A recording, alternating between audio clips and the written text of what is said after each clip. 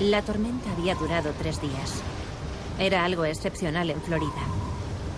Las olas azotaban la costa y los árboles se partían. Miami estaba inundado. Cuando el viento cesó, Al Capone dio su último suspiro.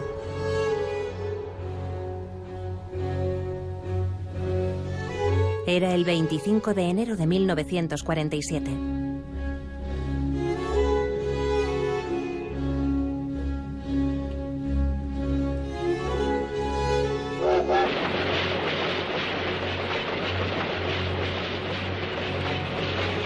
La noticia no ocupó los titulares de los periódicos. Se imprimió después de los resultados de béisbol.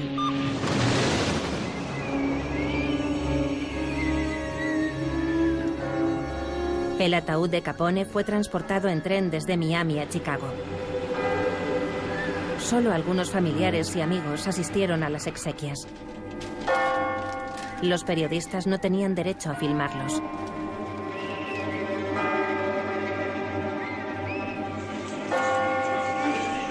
Se arrojó un puñado de arena de Italia sobre su ataúd, como era costumbre. Y cada uno regresó a sus ocupaciones sin recordar que el hombre cuyos restos reposaban allí había tenido un día América en sus manos.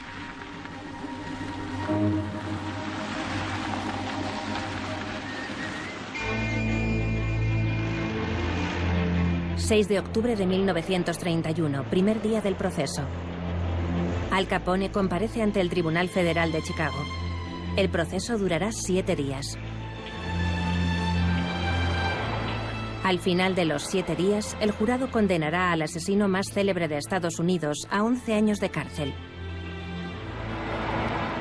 Es un hombre acorralado y perdido, que aquel día se presenta ante una multitud de curiosos y los flashes de centenares de periodistas.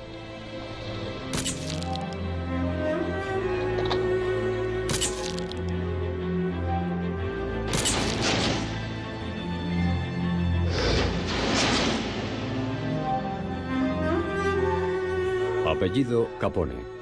Nombre Alphonse. Profesión hombre de negocios. Nacido el 17 de enero de 1899 en Brooklyn. Diga juro. Sí, juro. Al Capone comparece, sin embargo, por una simple acusación de fraude fiscal. 75 millones de dólares de ingresos no justificados, por los cuales no ha pagado un solo impuesto. El dinero procedía del alcohol, el sexo y el crimen. El hombre que ha hecho caer a Capone es el famoso jefe de los intocables. Se llama Ness. Eliot Ness.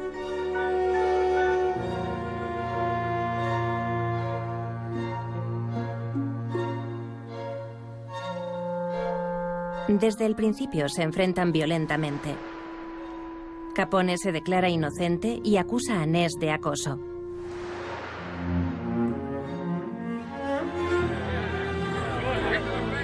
Termina el primer día del proceso. El segundo será más difícil. Capone lo está esperando. El tribunal repasará la peculiar carrera de este italoamericano, desde los bajos fondos de Nueva York hasta las cumbres de Chicago.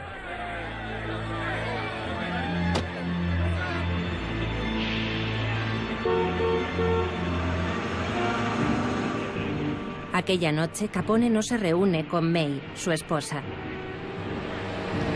En un coche blindado se desplazará hasta uno de sus garitos.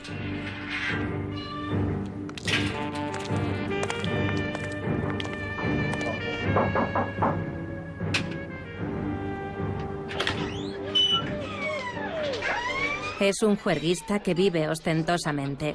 Allí se encuentra con sus numerosas amantes, rubias y elegantes, a las que mantiene con toda clase de lujos. Proporciona consejo, servicios y dinero a una serie de cortesanas. Y todas ellas le deben algo, fascinadas por su poder. Y tiemblan cuando piensan en la caída inminente de su protector. Pero esta noche su corazón está ausente. Capone sabe que al día siguiente se va a jugar su libertad y su fortuna, y que el proceso puede quitárselo todo.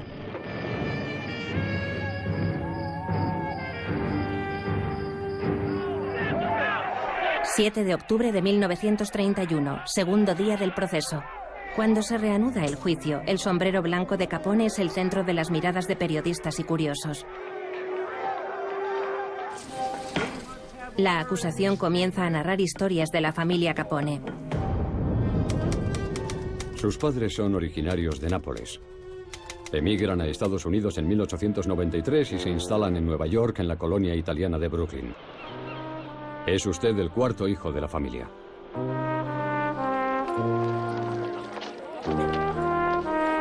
Situados al lado del fiscal, los abogados de Capone citan la vida ejemplar de Gabriele, el padre de Capone. Es barbero y obtiene la ciudadanía estadounidense en 1906. Sus 9 hijos descubren la sociedad callejera neoyorquina, entre irlandeses, sicilianos, judíos y otros inmigrantes de la vieja Europa. El pequeño Capone es precoz. Le expulsan del colegio por golpear a su maestra. Solo tiene 14 años. Las bandas de niños pululan bajo la mirada vigilante de los agentes de reclutamiento de la mafia local.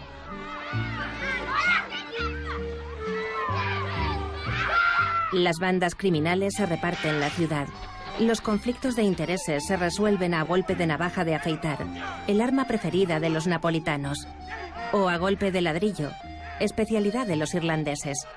Al Capone forma parte de la banda Los 5 Puntos. En ella se convertirá en gángster. Tiene usted 17 años, le dice el juez. Y ante usted, una vida consagrada al crimen. En el transcurso de esta segunda jornada, dedicada a la saga familiar Capone, solo un nombre no llegó a pronunciarse.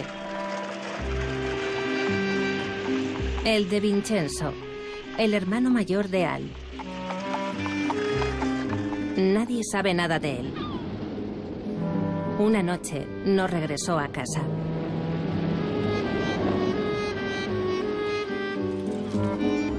Soñaba con reunirse con Buffalo Bill, el célebre vaquero que a la sazón actuaba en un circo.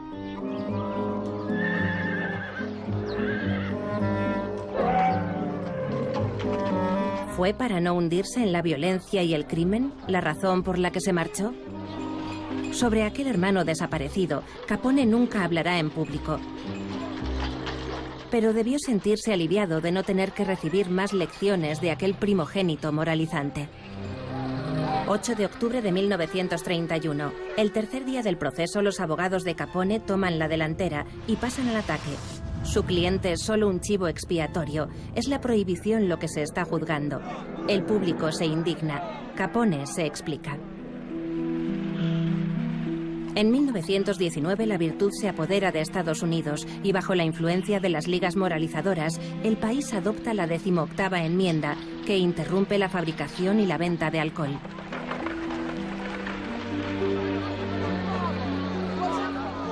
Gracias a este nuevo contrabando, los gánsteres se convierten en los dueños del mundo. En esa época, Capone trabaja como gorila en un club de baile situado en la playa de Coney Island. Se había casado con una irlandesa de un clan rival, May Coughlin, y tenía 23 años. Es además un asesino apreciado por su carencia de escrúpulos. Con él, los contratos se ejecutan siempre de forma adecuada. Por ello, cuando Johnny Torrio, su padrino y mentor, le propone convertirse en su socio en Chicago, acepta de inmediato. Con sus casinos y sus cabarets, su policía y sus políticos corruptos, Chicago se ha convertido en la prostituta de América. Bajo la tutela de Torrio, Al Capone asciende uno a uno los escalones de la jerarquía del crimen organizado. Jovial y elegante se impone en el seno de la mafia local. A pesar de que la cicatriz que disimula bajo el maquillaje revela la otra cara de su personalidad, es implacable y sanguinario. Y ello le ha valido un apodo que detesta y que nadie pronuncia en su presencia: Scarface. 1928. Se encuentra usted en la cima del crimen organizado y reina en Chicago. Concluye la acusación.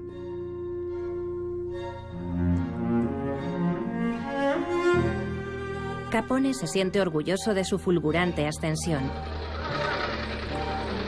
Sus abogados lo presentan como un hombre honesto, sin aristas.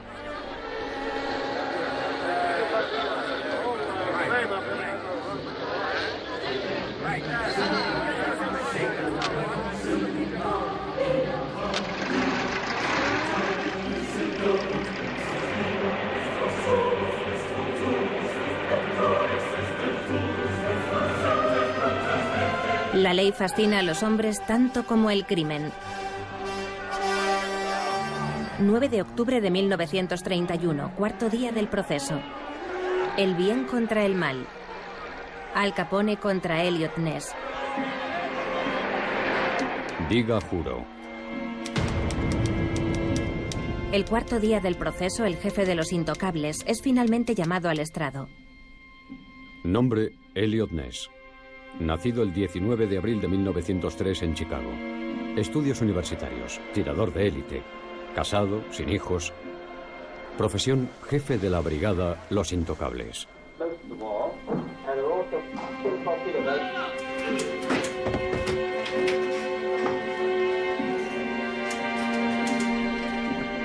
Doctorado en criminología, se encuentra estancado en una ineficaz agencia encargada de luchar contra la corrupción en Chicago.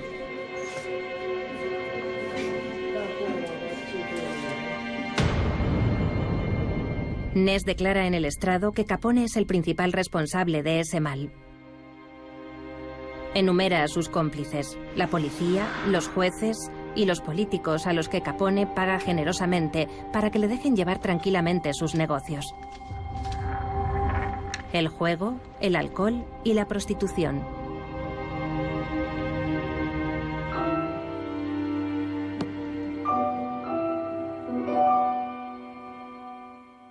Un tercio de los ingresos del crimen organizado se emplearía para el soborno, sin contar los favores en especie que reparte. Capone tiene Chicago en sus manos hasta el día en el que Ness se invita a sí mismo al baile.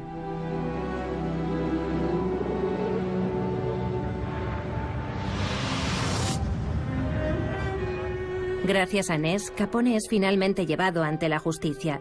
Él ha desmantelado la red de cervecerías napolitanas y ha puesto fin a sus actividades. Extorsión, secuestro y chantaje.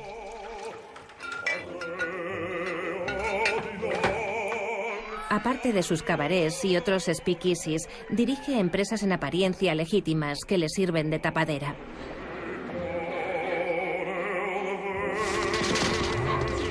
Capone es un hombre de negocios que no duda en eliminar a sus competidores. Como prueba, declara el jefe de los Intocables: este episodio sanguinario en la carrera de Capone. La masacre de San Valentín. La noche del 14 de febrero de 1929, los hombres de Capone tienden una emboscada a una banda rival, la de Bugs Moran. Es un episodio de la guerra entre bandas para apropiarse del monopolio del contrabando en Chicago. El que consiga eliminar al contrario se convertirá en el dueño de la ciudad.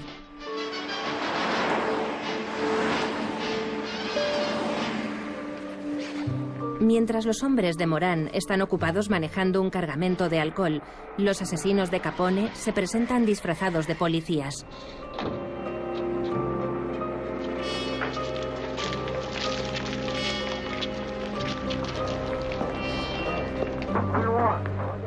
Desarman a sus víctimas, las alinean contra una pared y las masacran a bocajarro.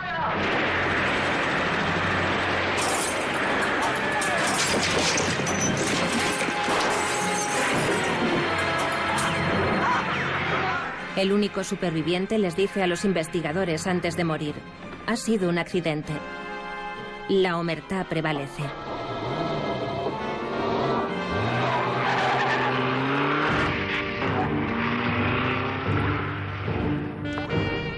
Capone elimina las pruebas de su crimen, ejecutando él mismo a los asesinos que había contratado, a golpe de bate de béisbol.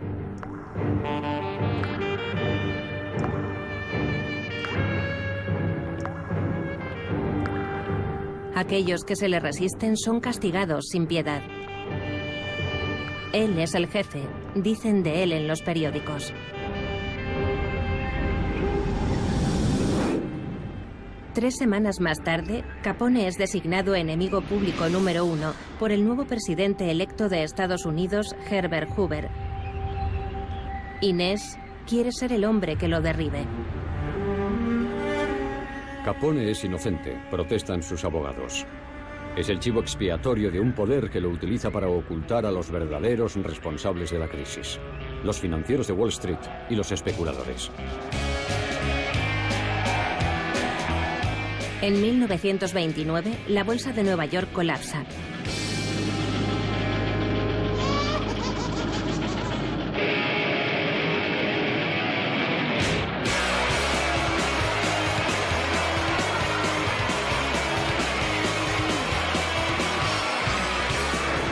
La depresión golpea a Estados Unidos.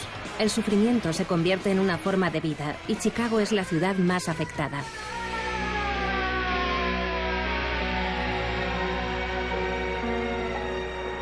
Aunque la masacre de San Valentín produjo una conmoción en la opinión pública, Capone no pudo haber participado. Se encontraba en Filadelfia arrestado por posesión ilegal de arma.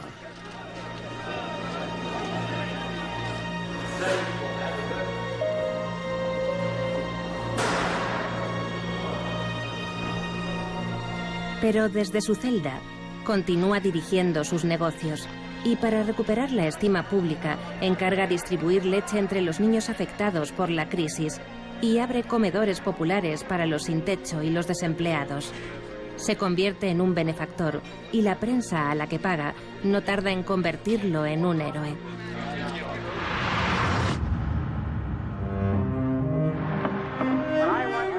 Escándalo en la sala del tribunal. Ness revela el alcance de la corrupción en los órganos del Estado. Cuando empecé, explica él, era crédulo e ingenuo. Me indignaba ante mis jefes sin saber por dónde pisaba. Antes de cada inspección, los mafiosos eran avisados por informadores y los alambiques desmantelados. Nunca encontraban nada y sin pruebas las investigaciones no llegaban a los tribunales.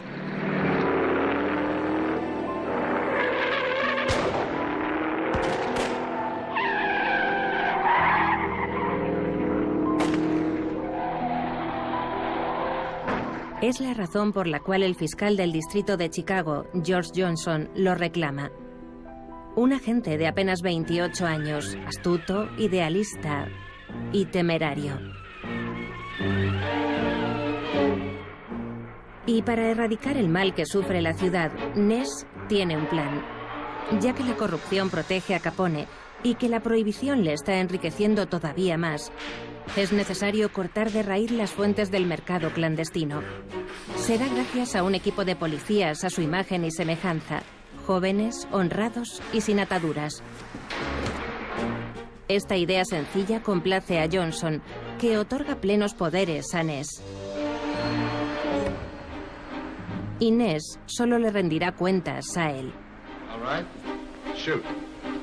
Ness busca hombres nuevos, desconocidos para la mafia. Les obliga a pasar por una serie de pruebas. Quiere encontrar al colaborador perfecto, sin riesgos, eliminando a los derrochadores, a los jugadores de póker y a los mujeriegos. Un equipo espectacular. Basile, el conductor para las persecuciones. Marty, un ex luchador para el cuerpo a cuerpo. Sam, detective para los seguimientos. Leeson, el tirador de élite. Un estratega para planificar las operaciones, Chapman. Y Robsky, especialista en escuchas telefónicas. Un grupo restringido para evitar filtraciones. Este equipo todavía no tiene nombre, pero pronto tomará uno.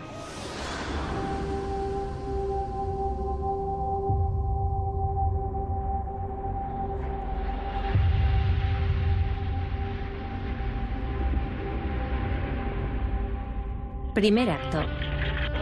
Ness y su equipo abordan de inmediato el comercio ilegal. Los speakeasies, donde cada noche fluyen centenares de litros de alcohol, se encuentran en el epicentro de su estrategia. Un primer pisotón en el hormiguero para evaluar. Estos detectives vigilan los bares sospechosos de la ciudad y en su primera operación el grupo interviene por sorpresa.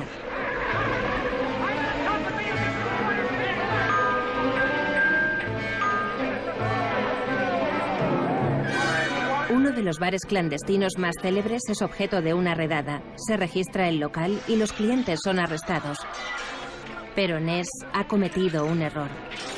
Además de haber intervenido sin orden judicial, no ha realizado ninguna incautación de alcohol, habiendo quedado todas las botellas destruidas. No se puede presentar ningún cargo y la policía pone en libertad a las figuras públicas que ha detenido. Ness, que se considera un justiciero, ha perdido el primer asalto. Pero aprende la lección y vuelve al trabajo. Para llegar a los orígenes del contrabando, planifica rastrear las entregas de alcohol entre los bares y las destilerías clandestinas, ya que cada vez que los últimos clientes abandonan los bares, los toneles vacíos regresan a las destilerías para ser rellenados de nuevo. Sobre un mapa, traza una línea roja entre los bares que espía para configurar el itinerario que seguirá el camión de Capone.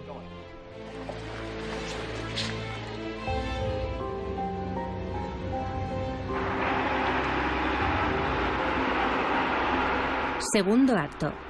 Ness mantiene vigilancia frente a uno de los bares sospechosos. Sobre las 2 de la mañana, el camión inicia la ruta. El seguimiento es un juego de niños y sus hombres están exultantes con esta promesa de éxito casi garantizado.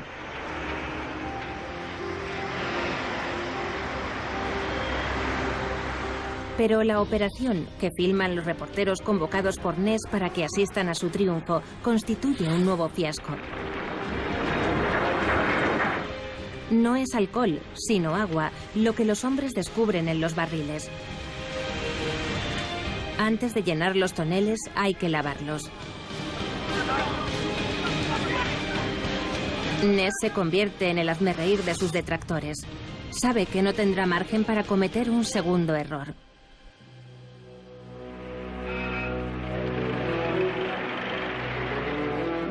El 17 de marzo de 1930, Capone sale de la prisión de Filadelfia.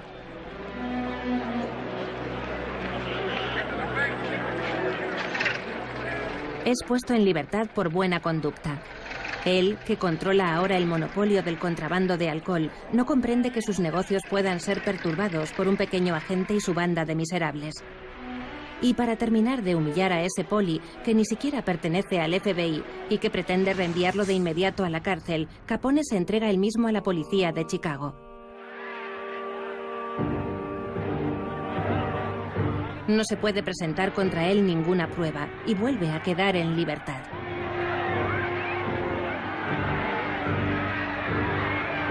En su enfrentamiento con Ness, Capone suma puntos, y los periodistas que hacen la crónica de este enfrentamiento continúan apoyando al ingenioso padrino que crea el espectáculo.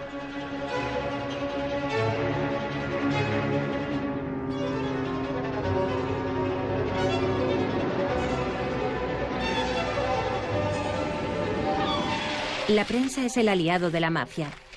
10 de octubre de 1931, quinto día del proceso. Una mafia que mata a sangre fría, excepto como precisa su código de honor a mujeres, niños y periodistas.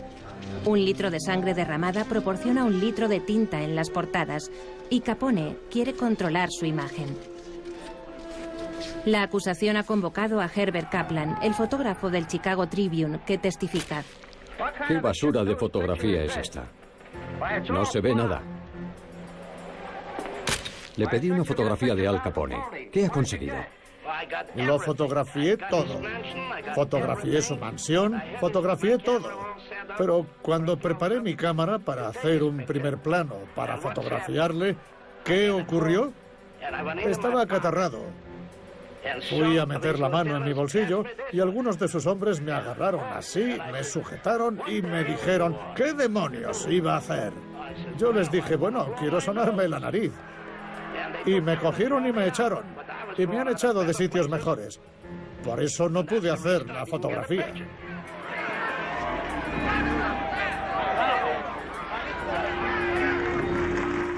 El tribunal entiende cuál es el sistema de Capone. Es arrogante, altivo y tiene respuesta para todo. No causa buena impresión ante el jurado. Sus abogados intentan mostrar otra imagen de él, pero en vano.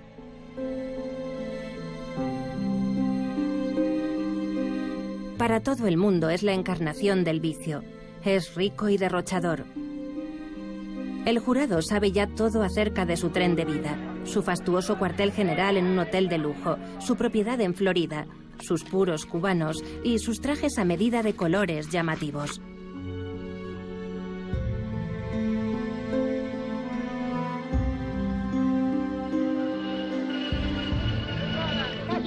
Ahora, en el apogeo de su gloria, numerosas películas se inspiran en su vida. Scarface, El pequeño César. Los productores de Hollywood saben que se ha convertido en el héroe de una América que se hunde irremediablemente en la depresión y que ve en el ascenso de este hombre, llegado de ninguna parte, la encarnación de su sueño. Los abogados de Capone son conscientes de que esa imagen puede perjudicar a su cliente. Capone no es un criminal, contrariamente a lo que Ness intenta hacer creer a la opinión pública. Afirman que es un italoamericano que respeta a su familia, que adora a su madre, que acompaña a su esposa y a su hijo a la iglesia o a la ópera, y que es un benefactor, un hombre íntegro y honesto, cuyo éxito ha despertado la envidia de los que no han sabido aprovechar sus oportunidades, como el propio Ness.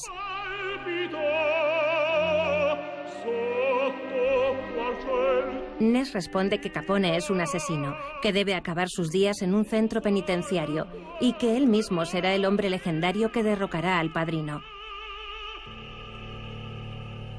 Su equipo redobla los esfuerzos. El cuartel general permanece abierto durante noches enteras. Las llamadas telefónicas se hacen más frecuentes, ya sea por parte de informadores o soplones, pero también de los hombres de Capone, que proporcionan informaciones falsas.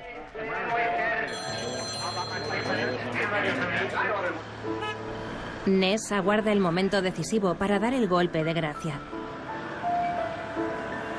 Porque si Capone se le vuelve a escapar, Ness presiente que su poder empezará a tambalearse, puesto que los enfrentamientos entre la policía y el crimen organizado son cada vez más frecuentes.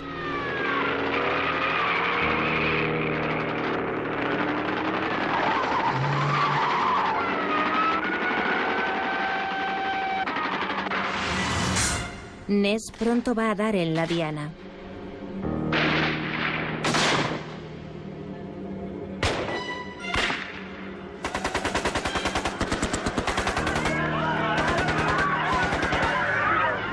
El 13 de junio de 1930, Ness y su equipo, tras una escucha telefónica, siguen la pista a un camión de entrega lleno de barriles hasta la lavandería. Esta vez no cometen el mismo error. Siguen a los camiones que contienen los barriles lavados hasta que por fin dan con el escondite.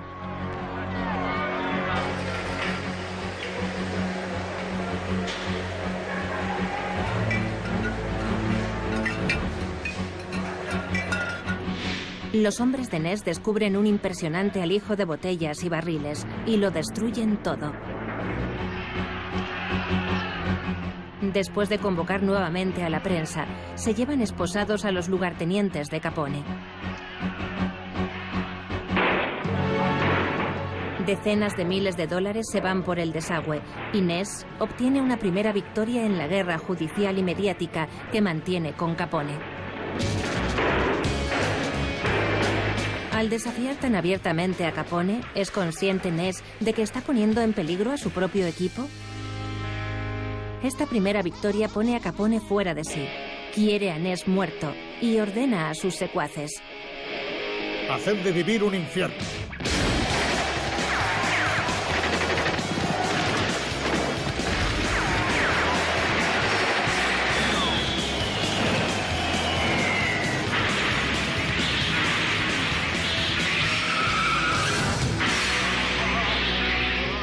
El infierno se traduce en detenciones violentas, emboscadas y asesinatos las 24 horas del día, 7 días a la semana.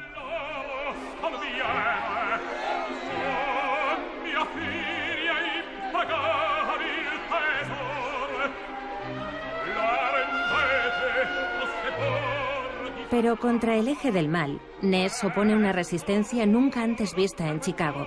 Capone solo conoce dos métodos que utiliza alternativamente: la fuerza para aterrorizar a Ness y a su entorno, y la corrupción para forzar una negociación.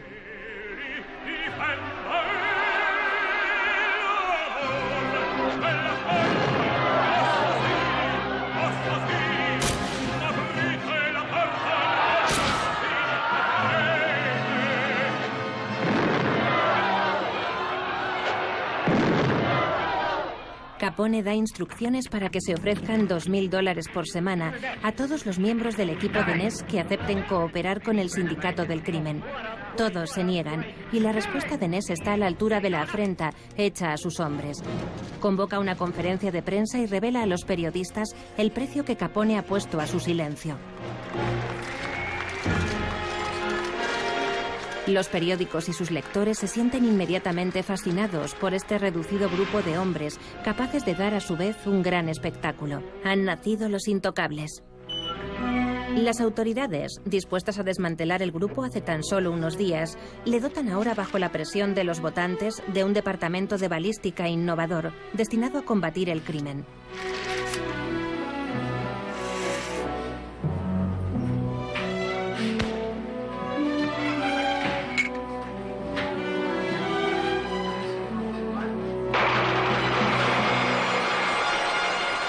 Sin embargo, Capone está muy lejos de renunciar a la lucha. Organiza una maniobra de contraataque y frustra las operaciones de Ness. Ahora es su cuartel general el que está bajo escucha. Ness posee una larga lista de policías corruptos en Chicago. Con este documento puede derribar a toda la jerarquía policial.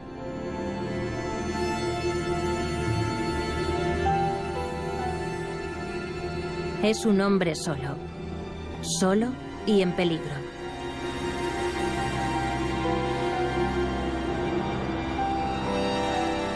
El cerco comienza a cerrarse a su alrededor. El sindicato del crimen contrata a un asesino procedente de Florida, Michael Pickey. Ness se convierte en blanco. Le siguen, lo someten a escuchas y hurgan en su vida y la de su familia. Edna, su esposa, vive ahora bajo la protección de dos guardaespaldas. Es prisionera en su propio domicilio, sin saber nunca si su marido regresará a casa cada noche. La relación de la pareja se resquebraja, pero Ness permanece imperturbable. Cualquier sacrificio vale la pena por una misión que puede procurarle una nueva gloria, que empieza a saborear con placer. El presidente de Estados Unidos le ha dicho personalmente que cuenta con él para librar a Chicago de la vergüenza de América, de su peor azote. La llamada Ciudad del Viento se ha convertido en la capital del crimen organizado, una ciudad enferma consumida por el mal napolitano. Una podredumbre que extiende sus ramificaciones venenosas, mina la economía del país y siembra la muerte. El 13 de marzo de 1932, Frank Basile, el conductor de los Intocables, desaparece. ¿Qué ha sucedido? Hallan su cadáver mutilado, con el cráneo destrozado y la lengua arrancada. Los asesinos se han cebado cruelmente con él.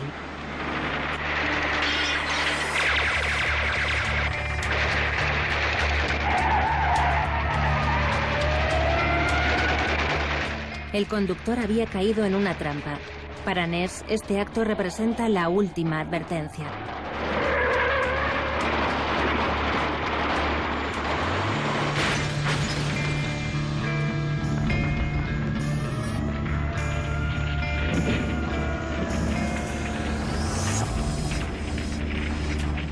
Comprende que su lucha a muerte con Capone acaba de comenzar.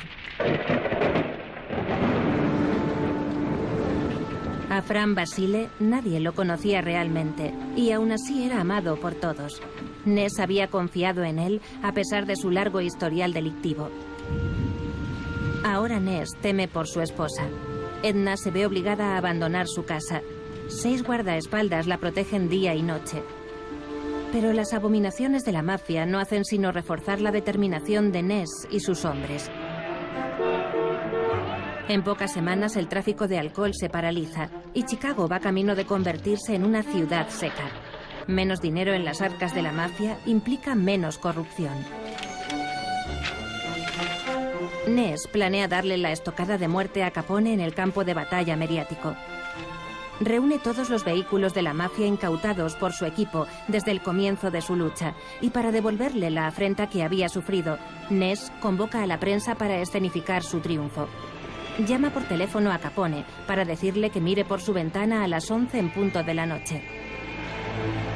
Con Ness a la cabeza, la caravana de vehículos atraviesa Chicago y en plena noche desfila lentamente delante del cuartel general de Capone. El padrino está henchido de ira y Ness obtiene una victoria deslumbrante.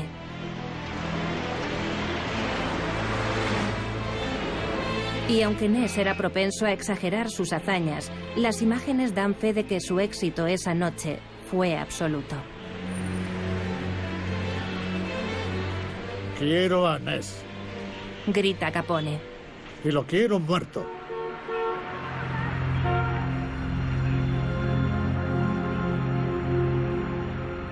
Ness se siente observado y amenazado por un peligro invisible y permanente. No duerme nunca 2 noches seguidas en el mismo lugar. Varía sus itinerarios y jamás sale sin guardaespaldas. Herido en su orgullo, Capone sigue afirmando con insolencia que los intocables no tienen el menor cargo contra él. Pero la detención de su contable dará un nuevo giro a los acontecimientos. Ness, el agente del Tesoro que actúa como un agente del FBI, se apodera de sus libros de cuentas. Facturas de hotel, compra de ropa, adquisición de automóviles. Los apuntes contables muestran entradas en efectivo y salida de cheques bancarios. Sin embargo, el nombre de Capone no aparece nunca. Las pruebas son claras como la luz del día. El padrino no puede justificar ningún ingreso oficial, a pesar de que posee una auténtica fortuna.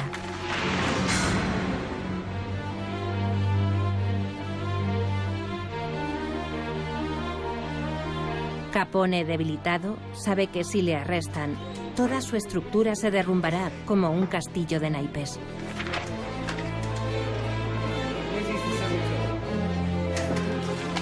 La administración fiscal extiende sus tentáculos alrededor de los barones de la cerveza. Capone entra en pánico.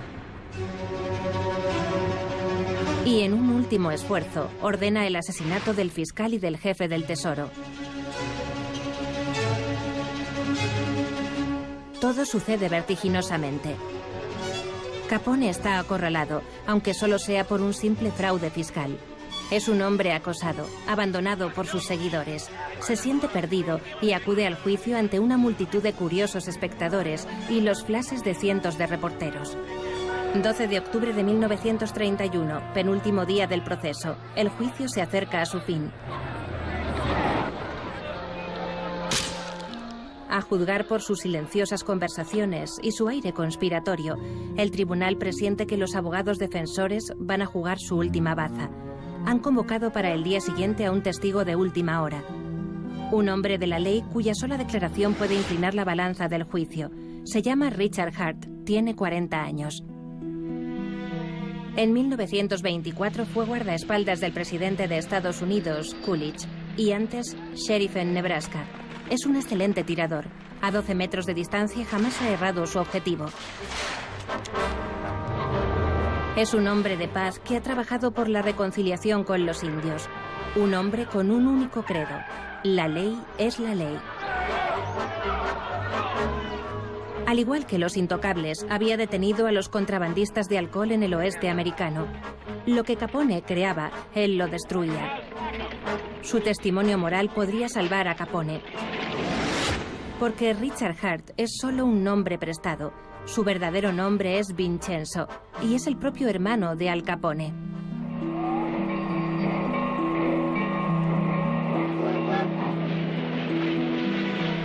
Retrocedamos en el tiempo. Vincenzo era el primogénito que abandonó a la familia a los 16 años. Un día de 1924, cuando quiso volver a ver a su madre, Frank, el hermano, acababa de ser abatido por la policía. Capone había echado a Vincenzo de Chicago.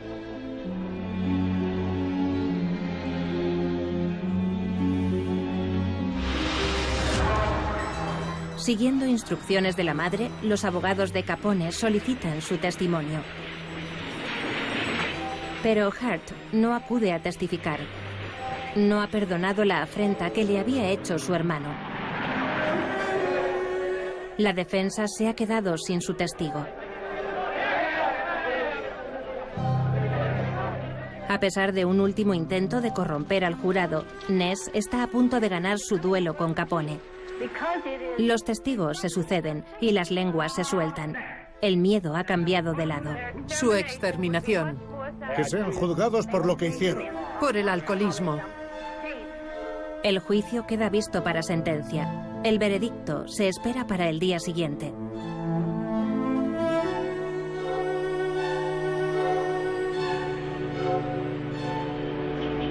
A las 10 de la noche, Al Capone previene a su esposa de su inminente arresto.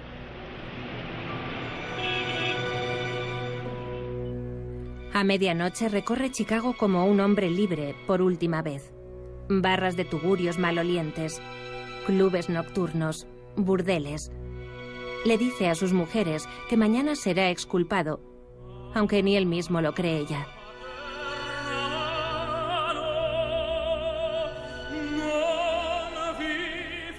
Según cuenta la leyenda, esa misma noche Al Capone, el gigante del crimen, implora al firmamento llorando: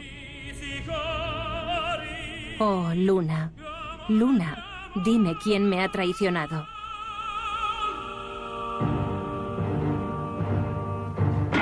Mantengan silencio en la sala. Capone es condenado a 11 años de prisión. Guarden silencio, por favor. En los pasillos se dirige a Ness por última vez. Yo he tenido mala suerte, pero sin mí tu vida está arruinada.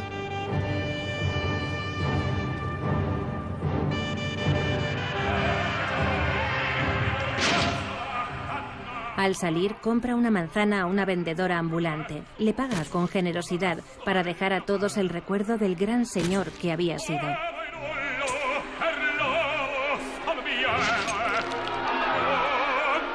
Esa misma noche ingresa preventivamente en la prisión del condado.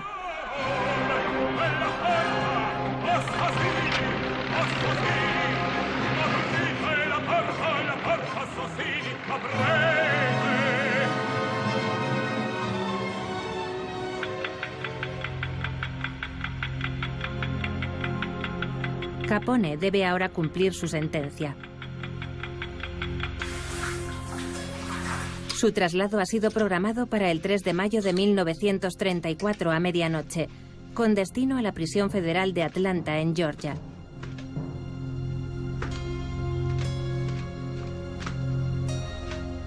Para encarnar el triunfo del bien sobre el mal, el fiscal Johnson confía la protección de Capone a Eliot Ness.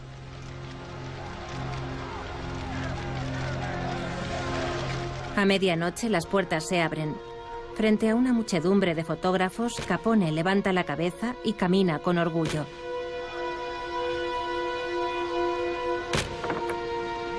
Ness ocupa el primer coche de la comitiva, Capone el segundo.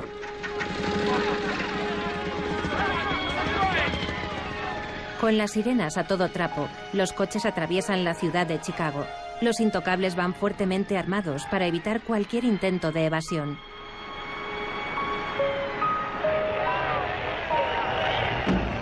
En la estación, Capone camina junto a un joven delincuente que está siendo transferido a Tampa.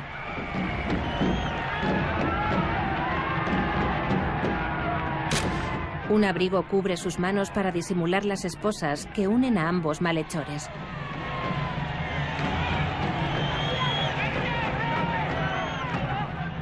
Capone lleva un sombrero blanco y un traje violeta oscuro.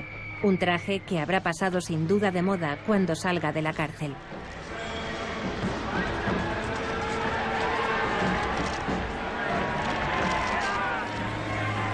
Y allí, En medio de la multitud está Eliot Ness. La sonrisa que esboza es solo de cara a los periodistas. Ness no está contento. Hubiese preferido condenar a Capone a cadena perpetua por los crímenes que el padrino ha cometido, no a 11 años de cárcel por fraude fiscal.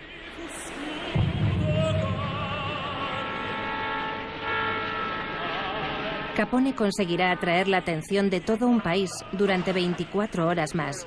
Las estaciones de radio locales informan puntualmente a sus oyentes del progreso del convoy. A lo largo del trayecto, miles de espectadores intentan echar un último vistazo al prisionero número 40.886. Su héroe, convertido en enemigo público número 1.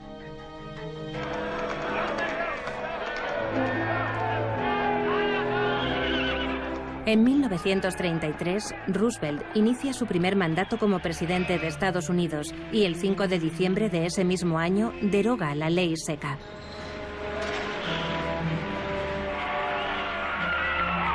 Todo el país esperaba ansiosamente esta medida y el agente de la prohibición, Eliot Ness, en ausencia de contrabandistas, se encuentra sin empleo.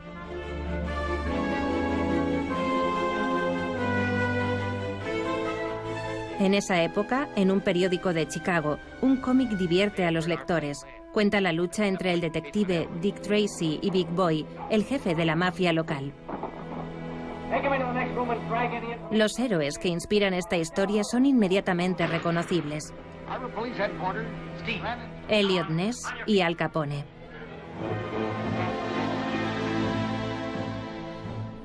Ness obtiene una notoriedad inesperada y considera legítimo postularse para el prestigioso FBI.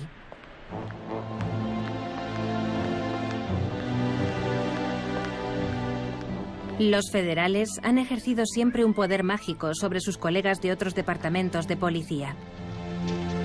Pero Hoover, su influyente jefe, no ve bien la competencia de un hombre tan prominente en los medios de comunicación. Así que Hoover deja correr las cosas y no da curso a las peticiones de Ness.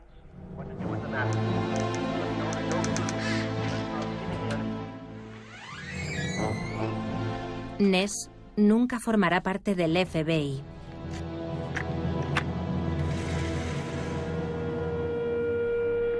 Para él fue el comienzo de la decadencia.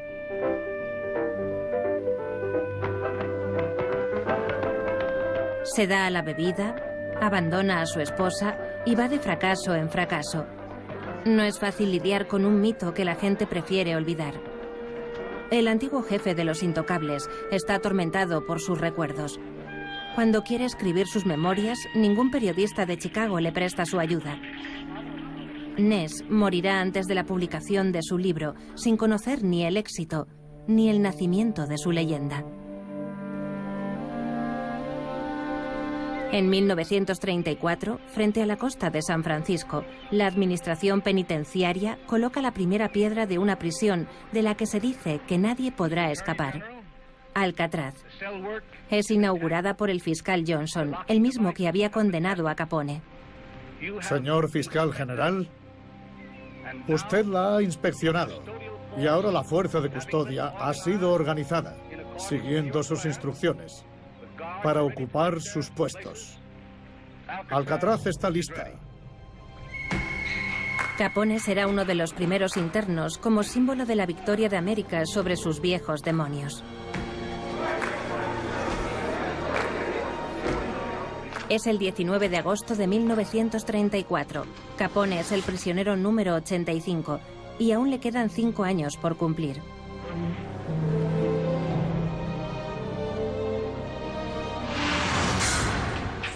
Es un hombre arruinado, cuya fortuna ha sido confiscada por el gobierno federal y cuyo poder no es más que un lejano recuerdo.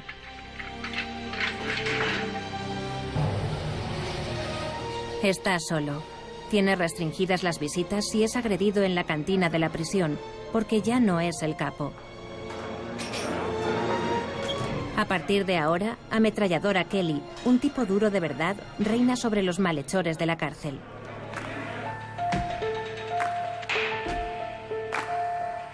Capone está enfermo. Le han diagnosticado la sífilis. Un futuro sin promesas y un pasado sin recuerdos.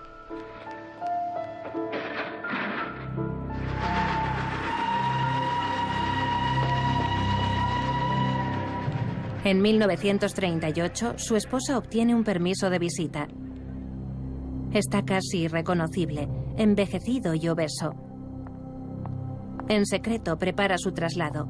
Es demasiado peligroso mantenerlo allí, estando enfermo, presa de la rivalidad entre bandas, donde todo el mundo desearía apuntarse la muerte de Capone.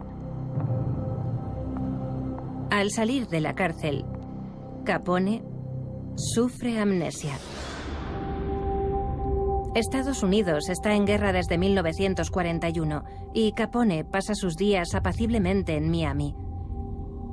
El 25 de enero de 1947, en un día tormentoso, poco usual en Florida, Capone exhala su último suspiro.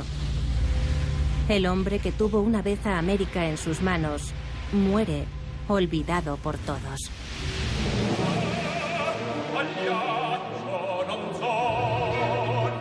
Perché